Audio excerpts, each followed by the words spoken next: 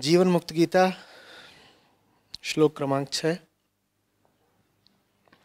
पृथ्वी जल अग्नि वायु आकाश इन पंच तत्वों से बना यह शरीर ही क्षेत्र है तथा आकाश से परे अहंकार ही क्षेत्रज्ञ है।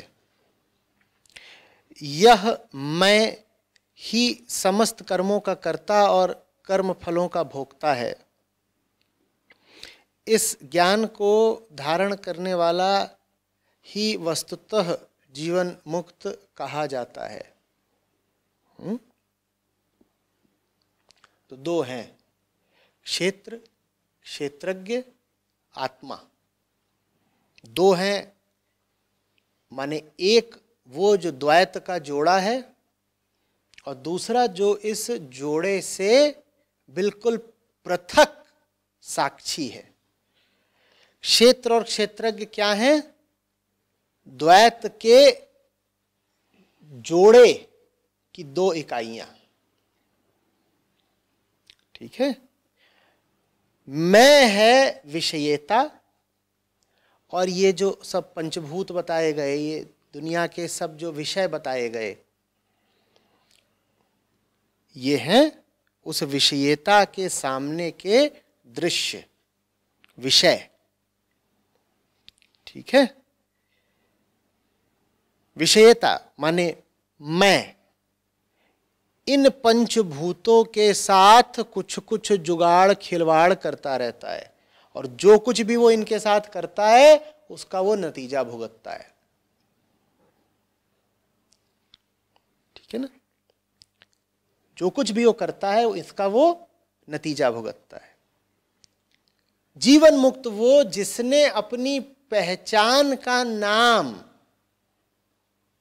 क्षेत्रज्ञ से हटा करके आत्मा कर लिया।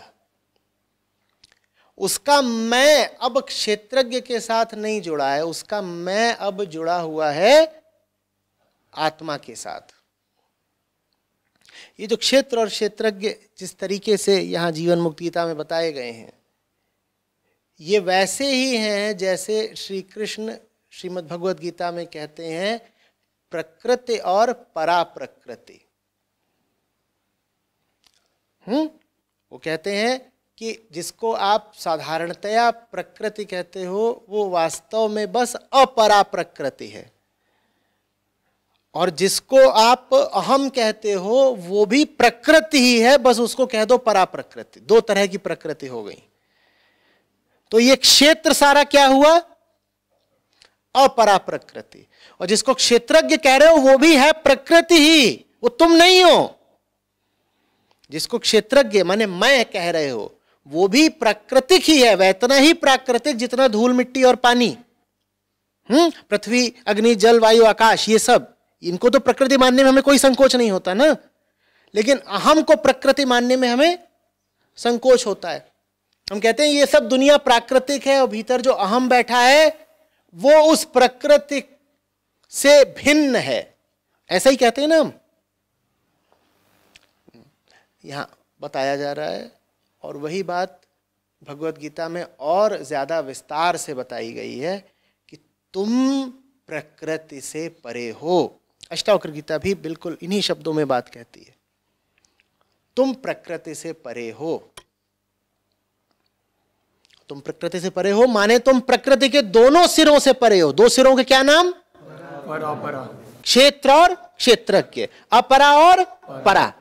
न तो तुम पंचभूत हो और न ही तुम उन पंचभूतों का भोग करने वाले भोक्ता हो, न ही तुम उन पंचभूतों के साथ काम करने वाले कर्ता हो।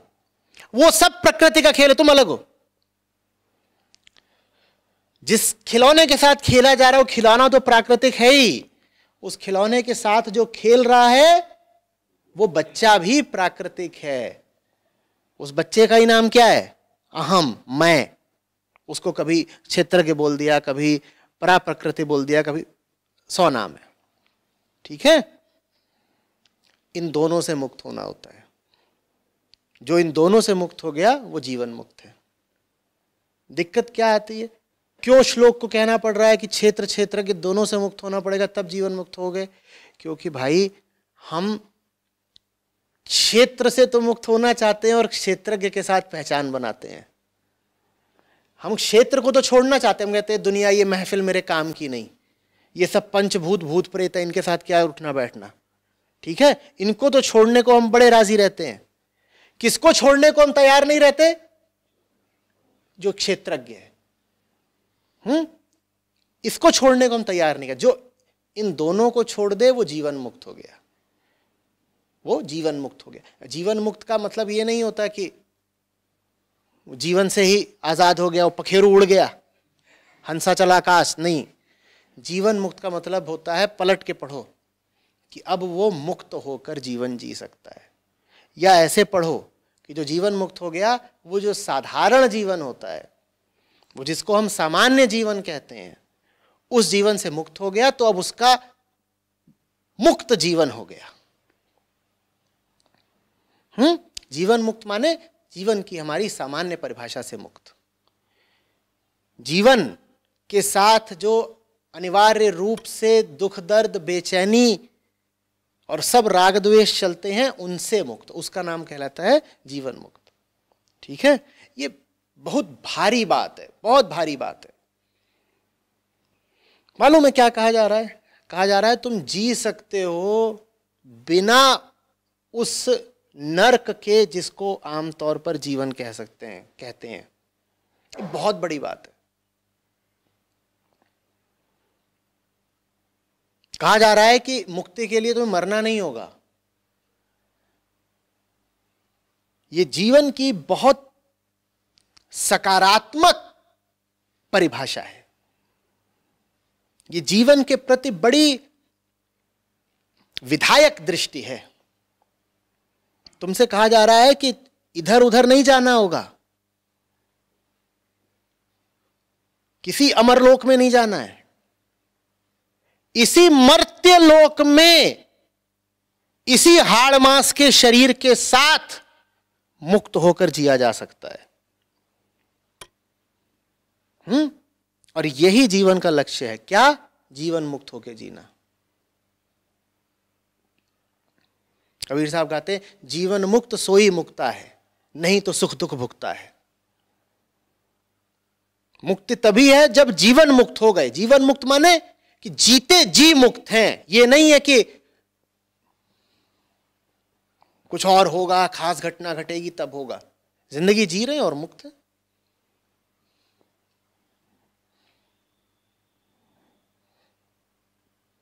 बात आ रही है समझ में? ये हुई ना कुछ दमदार बात। क्या? जीवन मुक्त।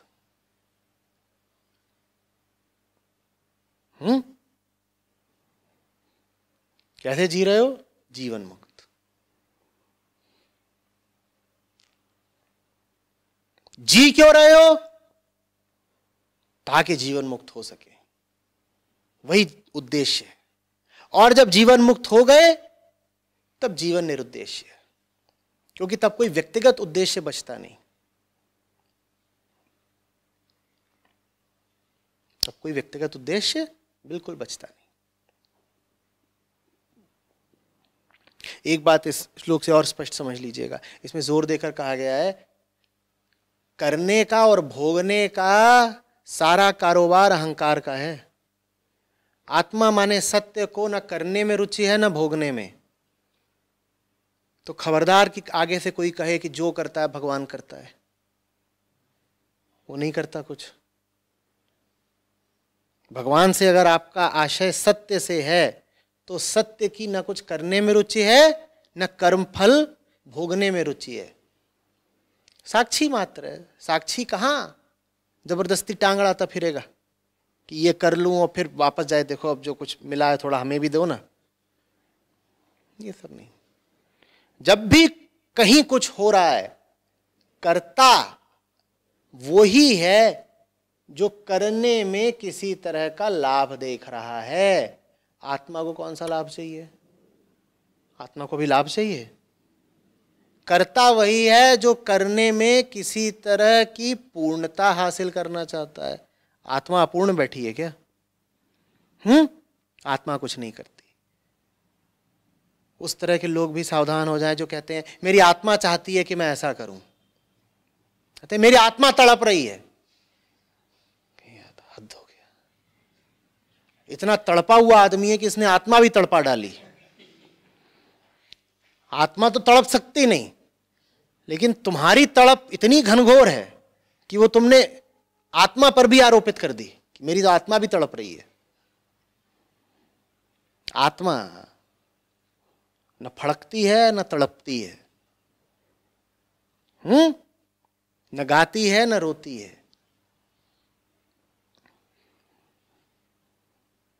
बात समझ में आ रही है? आत्मा शरीर की ही नहीं होती, आत्मा 10 शरीर क्या धारण करेगी? आत्मा शरीर के अंदर होती ही नहीं है तो आत्मा शरीर क्या छोड़ेगी? आत्मा को हमें इन सब धंधों से दूर रखना चाहिए, ये शरीर का छोड़ना, ये करना, वो करना। श्री कृष्ण जब कहते हैं कि जैसे वस्त्र त्यागा जाता है वैसे ही शरीर त्यागा जाता है, तो वो आत्मा की नहीं जीवात्मा की बात कर रहे हैं। गीता ध्यान से पढ़िए, आत्मा की नहीं जीवात्मा की बात कर रहे हैं। जीवात्मा का मतलब हुआ वो जिसे जीव आत्मा समझता है, माने मन। जीवात्मा माने मन। मन ही है जो तरह तरह के चोले धारण करता रहता है और जिसका वस्त्र बदलने में बहुत मन रहता है, आतुरता रहती है, वो मन है।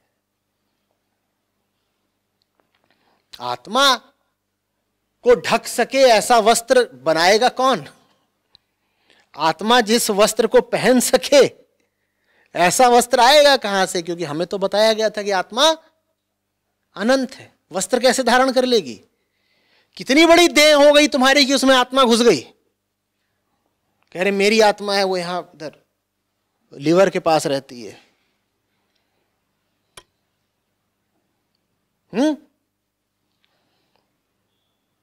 बात समझ में आ रही है? ये सब खेल क्या है? प्राकृतिक है। हम ऊपर से लेके नीचे तक, अंदर से लेके बाहर तक क्या है? प्राकृतिक है। इसमें आत्मा इत्यादि को बीच में मत ले आ देना। तो सवाल ये उठता है कि अगर हम पूरी तरह प्राकृतिक है तो मुक्ति चाहता कौन है? जो मुक्ति चाह रहा है वो बहुत विचित्र स्थिति में है, वो फंसा प्रकृति में हुआ है, घर उसका आत्मा है। उसको मैं कहता हूं चेतना। वो चेतना जो प्रकृति से बंध गई है लेकिन घर उसका आत्मा में है। रमण महर्षि कहा करते थे कि एक गांठ पड़ी हुई है, एक गांठ है, बड़ी गलत गांठ, वो गांठ काटनी जरूरी है। उसी गांठ के कटने का नाम मुक्ति है। वो गांठ यही है।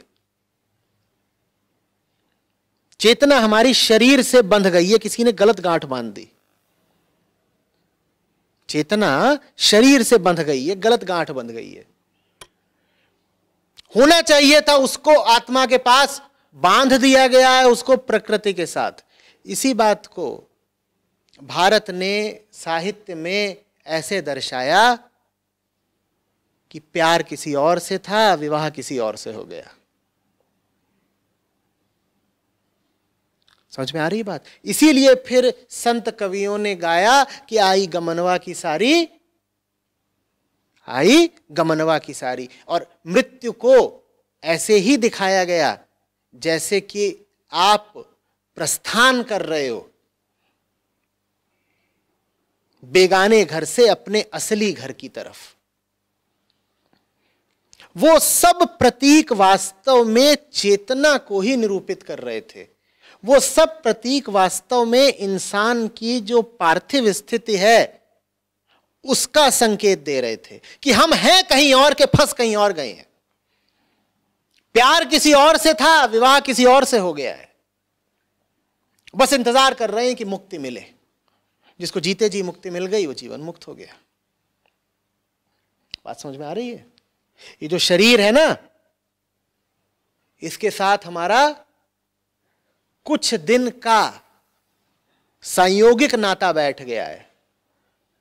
अमर प्रेम हमारा किसी और से है, जाना वहीं है, लेकिन यहां आके बैठ गए हैं और यहां हमने कर्तव्य जिम्मेदारियां पाल ली हैं। और ये जो कर्तव्य जिम्मेदारियां हमने इस घर में पाल ली हैं, वो अक्सर उस अमर प्रेम की याद को ढक लेती हैं। यहां हमने जितने धंधे स्थापित कर लिए हैं, वो अक्सर भुला देते हैं इस बात को कि यहां तो हमें होना ही नहीं था, होना तो हमें कहीं और था।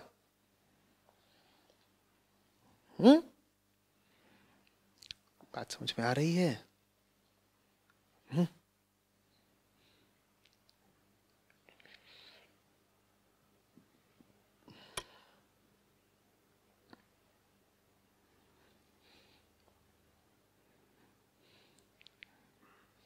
इसी से ये भी समझ में आ रहा होगा कि दुनिया में दुख इतना ज्यादा क्यों दिखता है और सुख इतना कम क्यों दिखता है। हमने जग की अजब तस्वीर देखी, एक हंसता है और 10 रोते हैं। क्यों? क्योंकि गलत घर में फंस गए हो ना।